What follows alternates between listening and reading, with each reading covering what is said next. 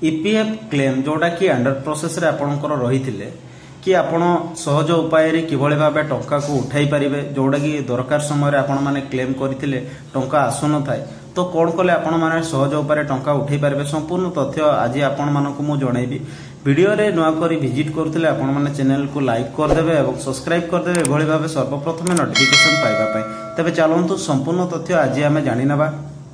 कर्मचारी मानकर भविष्य सुरक्षा पाई प्रति मासरे जोटा कि पीएफ आपणकर अकाउंट रे जमा होता है किंतु जरूरी काम पड़े जोटा कि पीएफ टंका को बाहर करने को पड़ी था किंतु विलंब जोड़ा लोक मान बड़ समस्या होता है। एबे यह अति सहज जोटा कि पीएफ क्लेम प्रक्रिया एते सरल एवं द्रुत कर दि जाए ऑनलाइन रे क्लेम दाखल कला साधारण पर 10 मिनिट भितर जोटा कि आपणकर टंका सीधा बैंक को चली आसुची। तो फ्रेंड्स देखंतु जदि आपण पीएफ को क्लेम करिसंती एवं स्टेटस अंडर प्रोसेस देखाउची किंबा टंका अटकी रही तेबे चिंता करंतु नहीं, यह सहज समाधान रही।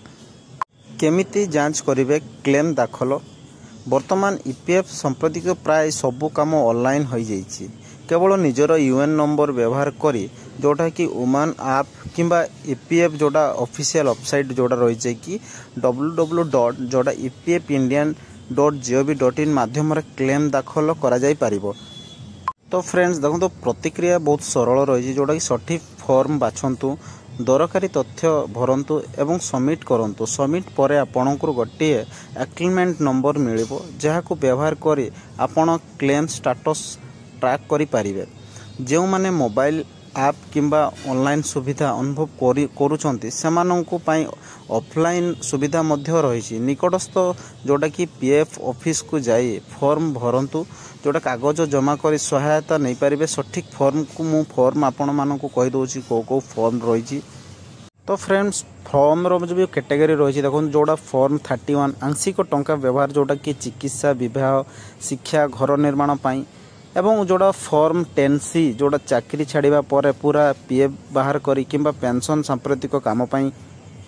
तो फ्रेंड्स देखो जो मु आपण मानकु फॉर्म गुड़ा कहली से फॉर्म आपण माने सिलेक्शन करे आपण माने जोटा कि क्लेम करि पारिबे। क्लेम कर साला पर जोटा कि आपण मानकु अकाउंट को सीधा 10 दिन भितर आपणकर टंकाटी आसीजिवो। तो आ गोटे जरूरी कथा आपण मानकु कहि दोछि जोटा देखंतु साइबर ठकैरु सावधान रहिबे जोटा कि पीएफ सांप्रतिक साइबर ठकैरु दूर रे रहंतु जोटा कि कोनोसी अजणा व्यक्ति को केबे भी ओटीपी किंबा व्यक्तिगत तथ्य दियंतु नहीं।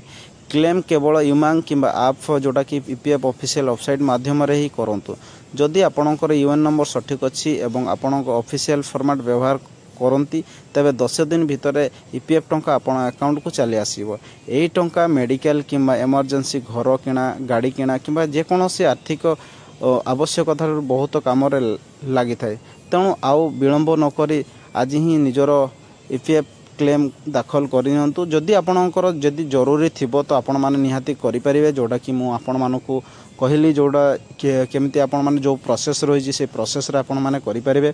तो फ्रेंड्स जदि आपण मानकु इन्फॉर्मेशन टी भलो लागिथिबो तो निहाती भाबे आपण माने कमेंट सेक्शन रे जणाइबे एवं एभली भाबे सर्वप्रथम नोटिफिकेशन पाइबा पई चैनल को आपण माने सब्सक्राइब करि देबे।